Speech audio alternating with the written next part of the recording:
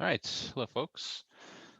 Today, for our last lecture, it's not going to be any slides or anything. I just want to go over sort of starting with the stuff we did in lab last time with our little ship that sort of rotated around and followed the mouse.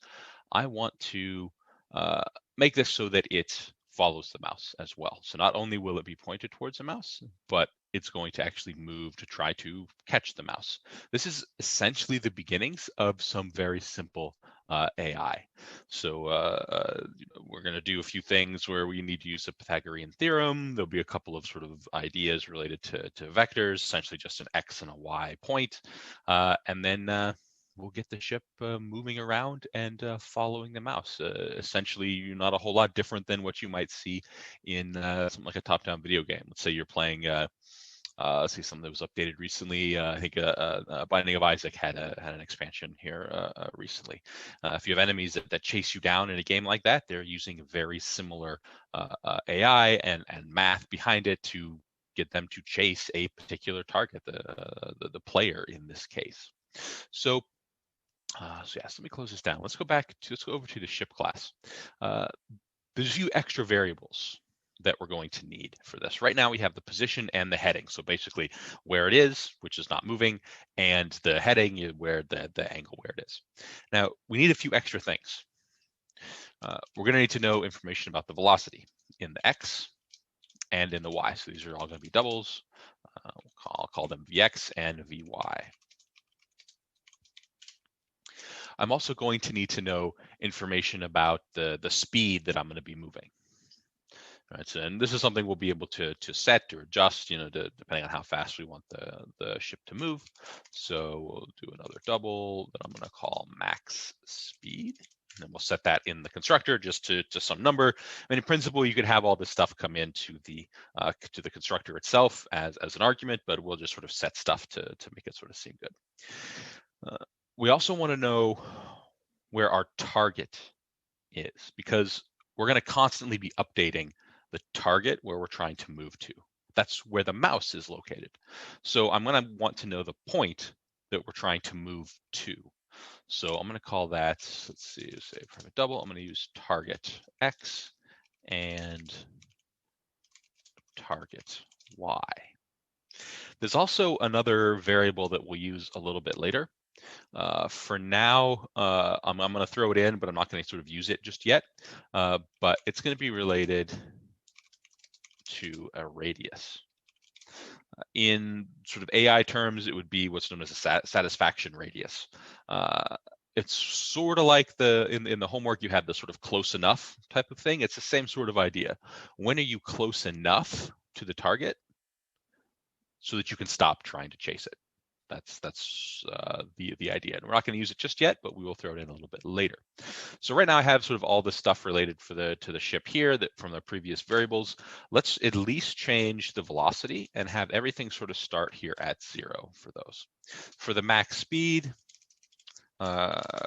maybe 100, we'll go back in and change that. And for the radius, we're going to set it, but we're not going to use it anywhere just yet. All right, so that sort of gets some of these variables ready to go. For the target X and target Y, we're basically just going to make where's our update target? This is going to be related to that. So as an example, I might do something like in my update target method here, I might use target X equals mouse X and target Y equals mouse Y. Now, we can leave this stuff the same here as far as sort of target, as far as using mouse X and mouse Y instead of target X and target Y, but that is something you could change if you wanted to. Now we already have some of this sort of ready to go. This is all sort of our angle stuff here. Comment here. This is all the angle related stuff. But in updating our target, we're also going to set our velocity. Make this comment, set the velocity to. Remember that velocity is a speed and a direction. So one of the main things here is to get that direction set. So that's what we're going to do. Specifically, we're going to do the direction.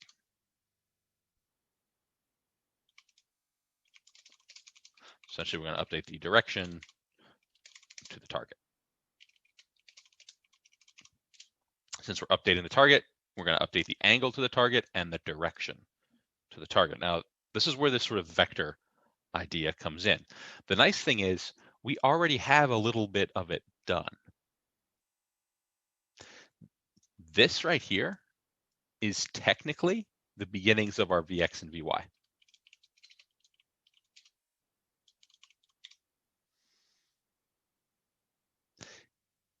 Let me draw this out. I know I drew the sort of triangle stuff previously, but if I have my position here and my target here, so say this was our, use a pen instead. Let's say this was, I'm just going to clear this for the moment. So say this is where we are, and this is where the mouse is. So we got the mouse X, and we got the mouse Y, and then we have the X and Y for the ship itself. So this vector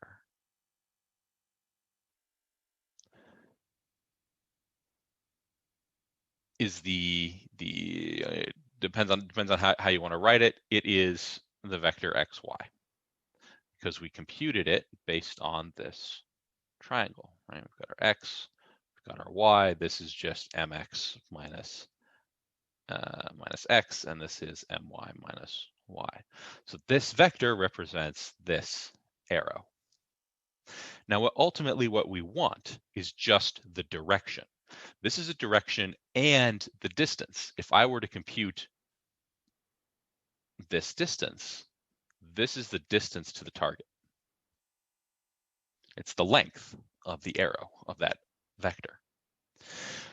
But all I want is the direction. So typically you sort of write a little smaller vector that's distance is 1. It's called a normalized vector. If you've taken physics classes where you messed around with vectors, you'll sort of recognize exactly what this sort of thing represents. So what we do to get this length 1 vector is we compute that distance. So I'm going to call it double length. And this is just Pythagorean theorem. I want to know what the length of the hypotenuse is. So this is be math.squirt. And it's going to be, we're going to do Vx. I'm going to use the velocity stuff here, even though I've sort of computed it already as x and y. I'm going to use the velocity setting stuff here. So it's just a squared plus b squared equals c squared. So that's the length. And so in order to get this vector, this little xy vector or the Vx, Vy vector, I can just take Vx. That's going to equal to Vx divided by the length. So I'm essentially taking the length and each element of the vector, x and y, dividing it by that length. So that gives me my velocity as a one sort of element long vector pointing in the direction. So the vector, let's see, let me write it like this. Vx, Vy is unit length and points in the direction of the target.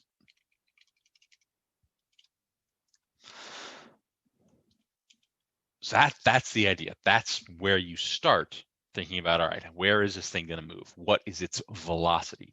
So every time we update the target, which will happen every time the mouse moves, we're going to be changing the angle and the velocity, at the very least, the direction that the velocity is pointing. That's why these are very similar, right? Because here I just threw in y and x into the arctangent. Here I compute the sort of the Pythagorean theorem based on y and x and divide y and x by that length. So these are very sort of similar, sort of related things, because this one points us in the direction, this one sets our velocity to that direction. So that's why we sort of do them all at the same time. I think most of the stuff is going to be similar. The main thing for us now is to add in the ability to actually move. That's an extra function. So let's go up to just below the constructor here. And I'm going to do public void move. We don't have any capability to move yet. We have the capability to rotate, but we don't have any capability to move. This is where some of that physics lesson stuff comes back. When I talked about the sort of bouncing ball around the screen, this is where some of that stuff comes back. We're going to change two values here. Our sort of goal is to change xpos and ypos appropriately based on the speed that we want to go, then the direction that we want to move. So if you remember, our x and our y pos here is going to be similar. They're both going to be a plus equals. They're both going to take their appropriate plus equals here like that. They're both going to take their velocity. And let me actually, I'm going to have one be not the plus equals because it'll be more relevant to the equation stuff I'm going to write out in a second. We have our x position plus. So for the x, I'll do it with this. For the y, I'll do the plus equals. It's going to be the velocity in the x direction times our max speed times some dt variable that I haven't created yet. So it's actually this that's our velocity. Because remember what we've stored, right? In here, this is related to the direction, and this is the speed. So velocity is the speed and direction. dt is related to some of the derivative stuff. And since you've taken or you're taking some of the calculus classes, it's just using the definition of the derivative, right? So if I have something like dx dt,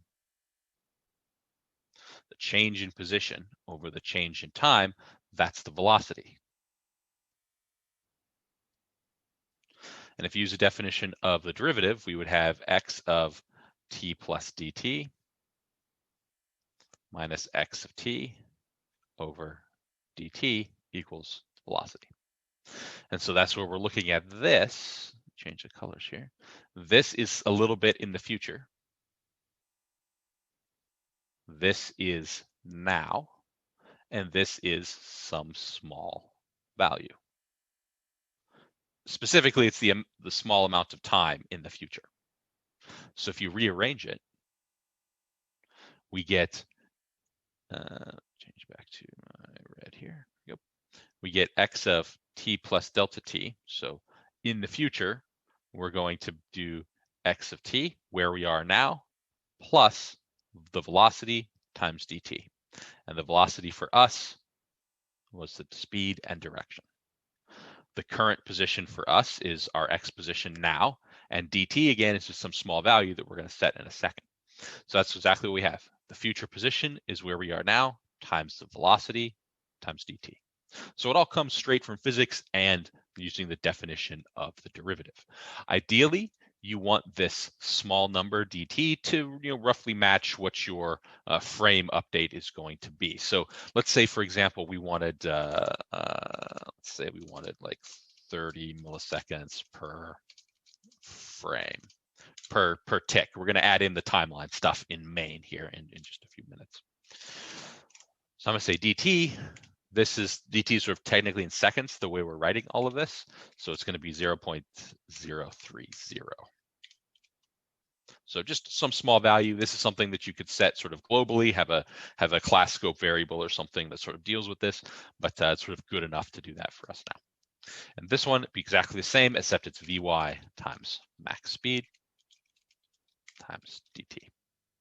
So it's roughly the same, except we didn't need the y position again because that's using the plus equals. And then after that, it's just a matter of here I've called it set pos because that's what's actually updating the graphics. So let's throw that in. Let's say set pos for double for x position and y position. So that actually updates the graphic, which is something we need to do whenever we move. This is almost it.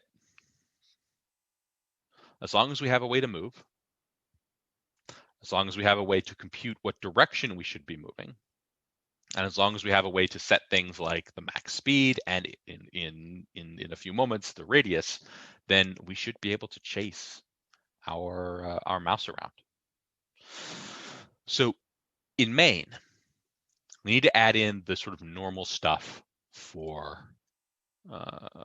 so right now we have the thing here, we're setting the target, getting the mouse X and Y, setting the target whenever the mouse moves. That's good. We absolutely 100% need that.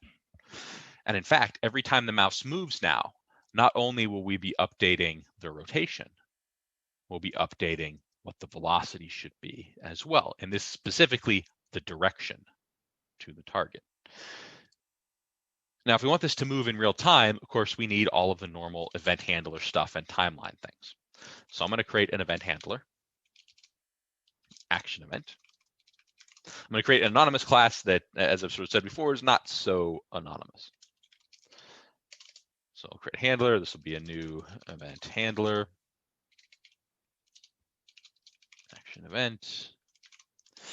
And we're going to sort of create it like we would sort of a regular object, but we put the brackets after it because this is an anonymous class, and I'll press enter there. And then I'm going to make sure that all of these are imported. So event handler and action event. And then I should be able to hover over the new event handler action event and add unimplemented methods. This is what's going to run every 30 milliseconds, whatever we end up setting it to. And it's really easy what goes in here. We have our ship. Every 30 milliseconds, we want to move. That's it. We're already updating the target whenever the mouse moves. So we don't need anything related to updating the target in here specifically. We just need to make sure that we move. And again, the movement's easy. It's just, change our position based on what our velocity is, our max speed is, that dt, which is constant, and our current position, and then update the graphic. So sort of relatively overall, hopefully sort of straightforward as we've sort of gone through this. Then I'll create the timeline. I'll just call it T. This is a new timeline. We need to import this, of course. There'll be a new keyframe in here. Then we'll have duration.millis, and I'll set this to say 30 milliseconds. And then this is going to be my handler. So every 30 milliseconds, we run the handler here, which runs the handle function. I'll import timeline and keyframe from JavaFX, and then I'll say t.setCycleCount, and I'll use timeline.indefinite, and I'll say t.play. I think I'm also going to.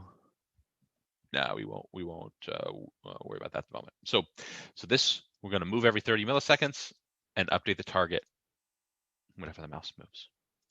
If I run this now, nothing's moving. I move the mouse, and there we go. I move the mouse onto the screen. That updates our target. Our velocity to start with was 0 and 0. That's why it didn't move before the mouse got onto the screen. So it'll always rotate towards my mouse. Now again, of course, it's going to be a little bit off because remember that the sort of definition point, the reference point for this image is in the upper left corner of the image itself. So it will be a little bit off. You'd have to make some changes to throw stuff in there. But notice what happens if we don't move the mouse and we just let it move towards it. It keeps going. It sort of goes past us. Why? Because it doesn't. There's no reason for it to stop. The velocity is the same. If my mouse doesn't move, we never update the target, and we're always moving it back at a constant speed. So there's nothing here that tells it to slow down or stop based on where the mouse is located. So that's something that we're going to want to fix here in sort of next. But that's the basic idea. There's really not a whole lot to it. We added in a few velocity things that we sort of already had halfway done. And we added in a little bit of the sort of physics movement that we had used previously with the ball bouncing around the screen. And all we had to make sure to do was update the target every time the mouse moves. Of course, the speed here, speed being 100, technically the units on all this are pixels per second, I think. So it should be moving about 100, or right at about 100 pixels per second. It might not be exact because we're updating every 30 milliseconds, and that doesn't evenly divide into a single second. So it's probably less than 100 pixels per second, but we should be moving sort of about that. We can increase the speed, of course. So look over to ship. Increase the speed. Maybe I want this to be twice as fast. So now we should be moving a bit faster. So that's up to you. If you were making a game or something related to this, you would maybe have different enemies move at different speeds. Now let's get our ship to stop. Let's get it to stop moving. This is where that radius comes in. This here is in units of pixels. And we'll have to decide, what is sort of good enough for the radius. Max speed here, this is in units of pixels per second. Just in case you come back and you're like, I don't know what the 200 max speed is. We basically need to put an if statement. It'll be like a guard statement. And it's going to be an if. And we're not going to fill it in just yet, or at least fill in what the condition is. But this is when we're going to change the velocity to 0 in the x and the y. And we're just going to return. That's why it's a guard statement. We don't actually run this part. We just stop our velocity. Now, by not running this part, yes, we probably don't need to change this. But if you were running this, say, in some sort of game engine that automatically had some sort of update thing, you'd probably want to make sure that these are both set to 0 for various reasons. So technically, we probably don't need to put this in there, but I think it's worth putting in just to show that, yes, if whenever this condition is true, we're going to stop, and we're not going to run any of the rest of the update stuff. Now, the question here is, what value goes in here? Well, it's going to be related to the radius. And with a little bit more drawing, if we got close enough, let's say this was the point we were trying to get to. This is our mouse X, mouse Y. That radius, the way that we're going to sort of visualize this, is some radius around where the mouse is located. And if our ship is within that radius, then it will stop. So what we're actually looking for, because it's a circle, it's sort of very easy, we're just looking for, so let's say this right here is a distance from the ship to the center. And this little green line here that I'm going to write is the radius.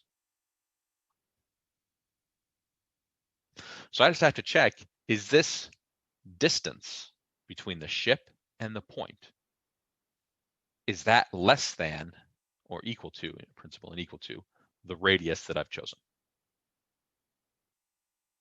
That's what we're looking for. So I need to be able to compute a distance. So we're going to write a function that computes that distance. It's going to take in four numbers, x, y, because I got all four there. And we're going to compute that distance. You guys have done this before. In fact, we pretty much just did this with the Pythagorean theorem stuff right here. It's just now we're not going to just use sort of single values like this. It's going to look more like this in each one of those. So let's write a quick distance function. So public distance. This would be like the distance to, and it's putting in 0.1 and 0.2 that you had in your homework. So I'm just going to say x1, y1, and x2, y2. So those are our 4 points. And all we're going to do is return math.squirt. Again, this is just Pythagorean theorem stuff. But we're going to have 2 values multiplied plus 2 values multiplied. So sort of outlining your parentheses, I think, is super useful at the beginning because it's very easy to get lost when you got a whole bunch of parentheses coming in here. So the first stuff here is the x, right? If you look at our Pythagorean theorem here, it's just the same value multiplied, same value multiplied. There's our a squared plus b squared. So I'm going to take, it doesn't actually matter what order you do this in because we're squaring it.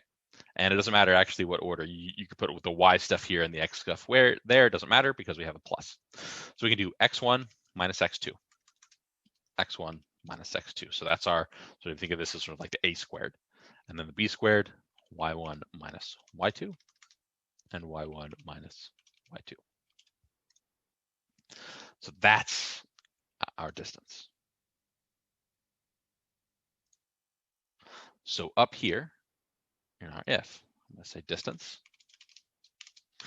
Now, when you think about what the x1 and the y1 are, the sort of distance function itself is sort of relatively easy as far as the sort of distance here goes. You might have to think about it a little bit more. It doesn't matter. Like I said, it doesn't matter what order you put these in. Just make sure you get the correct values. This is going to be the x position, y position. So that's the current position of the ship. Now, where are we trying to get the distance to? That's why I created these variables. We didn't actually need it down here because we were using mouse X and mouse Y, and we used X and Y, and we sort of used those there. We never really used this target X and target Y, but that's why I saved these variables. And they're the position of the mouse. So that up here, I could say target X, target Y. So if the distance between where I am, the ship, and the target, if that distance is less than or equal to the radius, then we're going to stop. I'm going to set our velocity to 0, and we're just not going to run the rest of this stuff. We could just set the velocity to 0 and not have the return, in which case the velocities here would be 0. Our position would be the same as our other position. We would set it and just not move. That's a reasonable thing to do as well. We can sort of try it this way. It should work just fine. But that's the idea. This is this sort of satisfaction radius idea that, hey, we're close enough. Now, if this number is too small, it won't work. So we're going to try 10, and we'll see if the ship stops. So it did pretty well. Remember, it's the upper right or upper left corner where we're sort of looking to stop, and it should stop. So it looks like 10 is probably fine. I'm going to slow the ship down just a little bit, and I'm going to decrease this to like 1. Right? Remember, this is in units of pixels. So I'm going to change it to 1, and let's see if we get there. Okay, looks like it works. Let me speed up the ship again just to check for the 1 pixel. There we go. So it didn't stop that time. It just sort of blasts right through. So in combination of the speed and the radius, you may notice that it doesn't stop. It looks like it's not working. Now we know it works because we saw it. We saw the ship stop. But this all has to do with the amount of time per frame. So let's say, let me do another drawing here, because this is sort of a very important concept here as to why the ship might look like but why the code might look like it's not working. It's working fine. It's just a combination of our speed and our radius is causing an issue. So let's say the point we're trying to stop at is within some small radius, this. And we've got our ship. So let's say in 1 frame, our ship is right here. In the next frame, where do we go? How far do we move? We move this far, which is some direction, a speed, and a dt. So the combination of the direction, the speed, and the dt tells us how far we move. This is how far we move. Well, in 1 frame, if my ship starts here and then ends up here, this is 1 frame, then I'm not going to stop. My radius on that check, my distance to the center point here is not less than the radius. It's never less than the radius. So we sort of skip over our satisfaction radius. That's what happens when the ship doesn't stop. We move too far in 1 frame for it to stop, for it to hit that radius. So it's worth thinking about what's the speed and what's the radius. I've only basically said that, hey, this is my radius is 1 pixel.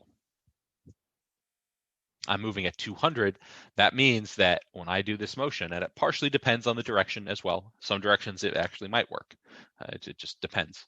But I've moved more than the sort of 2 pixels necessary. Remember, it's a radius, so we actually have sort of 2 pixel sort of range here that we can potentially stop, and it doesn't. But slowing the speed down, so having the speed, got us to that point where it was able to actually stop, and we were in that thing with a small radius. So typically things that you do, see that, so that one went through, it was a different direction, and so that does have an impact as well. So usually you want your radius to be somewhat generous, not so that the game sort of looks bad if your radius is too large and they stop way before they get to the target, and you want it to be related to the speed in some way. So if my radius was 10, which gives me sort of a 20 sort of diameter range to stop, then it should be pretty good even as I increase the velocity. So that is something to consider if you're sort of messing around with something like this in the future. It does absolutely depend on how fast you're moving and where that satisfaction radius actually is. All right, so I didn't necessarily want this one to be a sort of a long lecture, but there were a few folks that mentioned that they wouldn't mind seeing how to get these shipped to Chase a Mouse. So yeah, so I figured that this would be a nice, hopefully somewhat sort of relaxing, but maybe a little bit informative sort of final lecture. So I will see you guys at the finals day.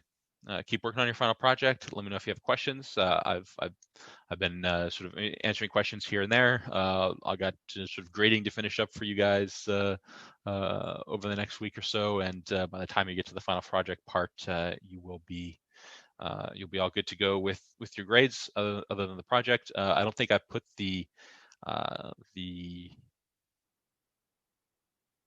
rubric up for the presentation, so I'll make sure to do that so you can see what I'm looking for presentation wise. And then actually I might have put that up already. I'll have to check.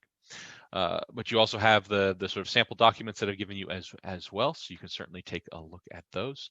And yeah, that is it. So I will see you guys on the finals day.